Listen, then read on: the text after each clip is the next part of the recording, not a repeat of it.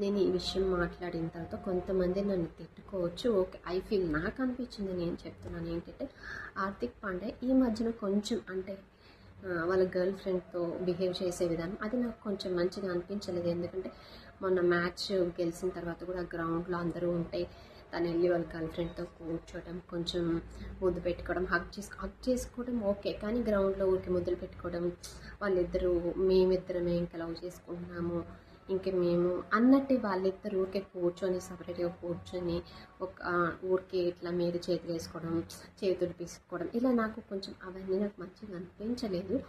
So ఎయిర్పోర్ట్లో కూడా వీళ్ళిద్దరు ఇట్లానే ఊరికి చేతులు పట్టుకోవడం, కొంచెం ఎక్కువగా క్లోజ్గా ఉండటం, లవ్ ఉంది కాకపోతే అది ఎక్కువ చూపిస్తున్నట్టు పబ్లిక్లో నాకైతే అనిపించింది. అంటే హార్దిక్ పాండ్యా అంటే నాకు కూడా ఇష్టం. తను లుక్స్ వైజ్గా నేను చూస్తాను అనమాట. తను బాగున్నట్లు అనిపిస్తాడు. అరే బాగున్నాడు హార్దిక్ పాండ్యా అన్నట్టు నాకు కూడా అనిపిస్తుంది. కాకపోతే ఇది ఏదైతే ఉందో కొన్ని ఈ మధ్యన జరిగినవన్నీ అవి కొంచెం నాకు నచ్చలేదు. సో దాని గురించి మాట్లాడాను అంతేగాని ఇంకా దేని గురించి కాదు. సో మీరేమంటారు కామెంట్ చేయండి.